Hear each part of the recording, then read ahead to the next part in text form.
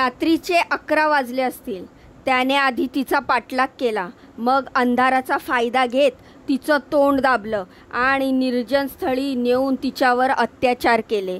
रात्री अपरात्री रस्त्याने चालणाऱ्या एकट्या दुकट्या बाईवर मालकीचा हक्क असल्यासारखं वागण्याचा विकृत गैरसमज आजकाल मोठ्या शहरात प्रत्येक नराधमाच्या डोक्यात शिरलाय. काही दिवसापूर्वी पुण्यात घडलेल्या स्वारगेट अत्याचार प्रकरण अजून धगधगत असताना पुन्हा एकदा चाकणमध्ये शर्मेने मान खाली घालायला लागणारी घटना घडलेली आहे. तर चाकण MIDCमध्ये रात्रपाळीसाठी कामावर निघालेल्या एका महिलेवर एका नराधमाने अतिप्रसंग केल्याची घटना घडलेली आहे. या घटनेची माहिती पोलिसांना मिळाल्यानंतर त्यांनी तातडीने तपासाला सुरुवात केली आणि अवघ्या 24 तासाच्या आत आरोपीला अटक करण्यात पोलिसांना यश आलंय. पुढील तपास सुरू असून या प्रकरणी कठोर कारवाईचे संकेत पोलिसांनी दिलेले आहेत. या प्रकरणामुळे फक्त चाकणच नाही तर संपूर्ण परिसर हादरून गेलेला आहे.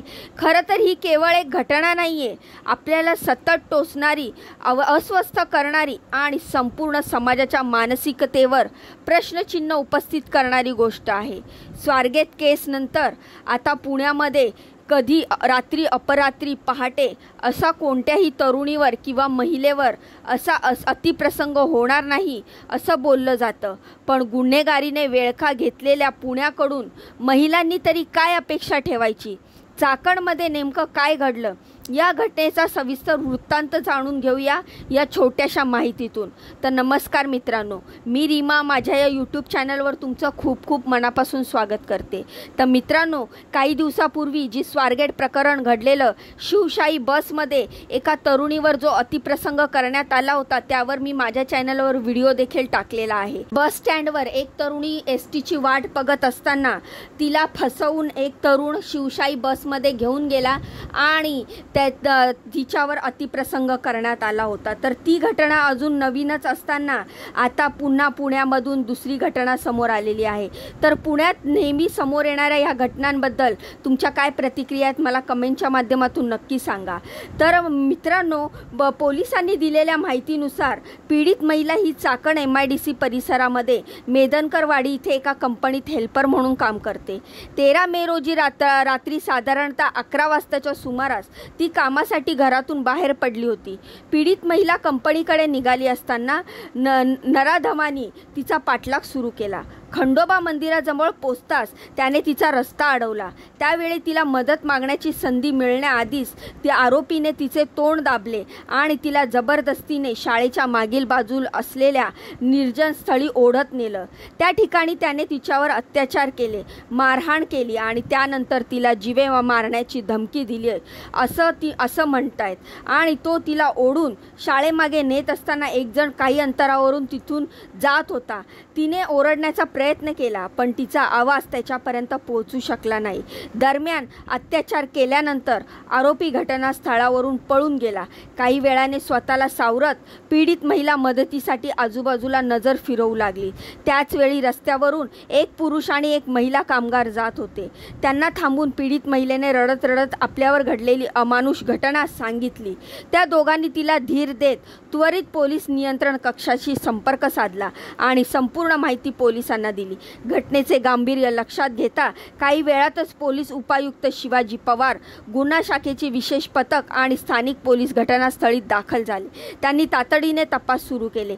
घटनास्थळाच्या आसपासचा सखोल पंचनामा करण्यात आला. या तपासामध्ये श्वान पथकाची मदत घेण्यात आली. याशिवाय फॉरेन्सिक तज्ज्ञांच्या मदतीने घटनास्थळी साक्षी पुरावे जमा करण्यात आले. तेच परिसरातील सर्व CCTV कॅमेऱ्याचे फुटेज ताब्यात घेऊन तपास सुरू करण्यात आला आणि अत्याचार करून पळालेला तो आरोपी अगदी शिताफीने आणि निर्विकार चेहऱ्याने तिथून चालत निघून जात आहे असे सगळे CCTV कॅमेऱ्यात कैद झाले. त्यावर ना लाज ना भीती ना अपराध केल्याची भावना. फोन हातात घेऊन काहीतरी बघत चाललाय तो, जणू काही घडलंच नाहीये. असा थाट माणूस किंवा राक्षस आहे हेच कळना झालंय. या आरोपीचं नाव आहे प्रकाश भांगरे. हा मूळचा अहिल्यानगर जिल्ह्यातला, अकोले तालुक्यातला आणि मुख्य गोष्ट म्हणजे या तरुणीशी त्याचा कोणताही पूर्वीचा संबंध नव्हता. दोघं एकमेकांना ओळखत देखील नाही. ना त्यांनी एकत्र काम केलं होतं, ना एकाच ठिकाणी होते. सदर घटनेबाबत चाकण पोलीस ठाण्यात विविध कलमांमुळे गुन्हा दाखल झालाय. गुन्ह्याचं गांभीर्य लक्षात घेता आरोपीचा शोध करण्यासाठी गुन्हे शाखा पिंपरी चिंचवड यांच्या मदतीने विशेष 6 पथक तयार करण्यात आले होते. सदर हद्दीतील CCTV फुटेज बारकाईने तपासले गेले. तसंच तांत्रिक विश्लेषण सहकार्य घेऊन मिळालेल्या माहितीच्या आधारे तपास करण्यात आला. दरम्यान प्रकाश तुकाराम भांगरे हा आरोपी असल्याचं निष्पन्न झालं. त्याला ताब्यात घेण्यात आलं असून विश्वासात घेऊन कौशल्यपूर्ण चौकशी केली असता त्याने गुन्ह्याची कबुली दिली आहे. महिलावर सध्या रुग्णालयात उपचार सुरू आहे.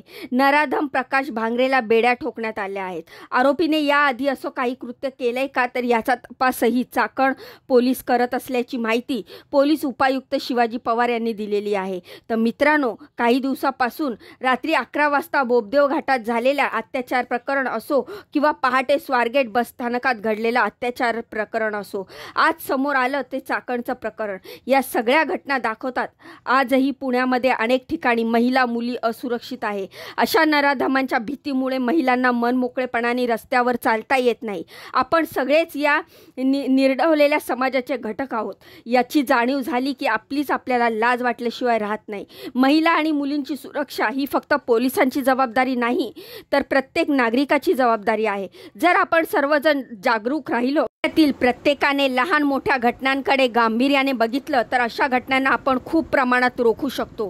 कायदा कठोर आहेच, पण त्यासाठी आपल्या न्यायव्यवस्थेकडे पाहणाऱ्या आणि तोडगा काढणाऱ्या लोकांना आपल्या पाठिंब्याची गरज आहे. भीती न बाळगता आवाज उठवणं, न्याय मिळवणं हाच मार्ग आहे, ज्या मार्गाने आपण सुरक्षित समाज निर्माण करू शकू. बाकी पुण्यात वाढलेल्या घटनांना कसा आळा घालता येईल याबाबत तुमचं काय मत आहे कमेंट करून नक्की सांगा. या व्हिडिओबाबत तुमच्या काय प्रतिक्रिया आहेत ते मला कमेंटच्या माध्यमातून नक्की कळवा. जाण्याआधी व्हिडिओला लाईक करा, चॅनलला सबस्क्राईब करा.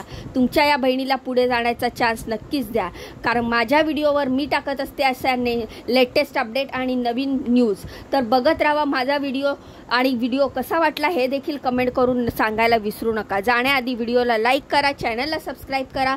भेटूया पुढच्या व्हिडिओमध्ये अशीच महत्त्वपूर्ण दमदार अपडेट घेऊन. तोपर्यंत स्वतःची काळजी घ्या. बाय आणि नमस्कार.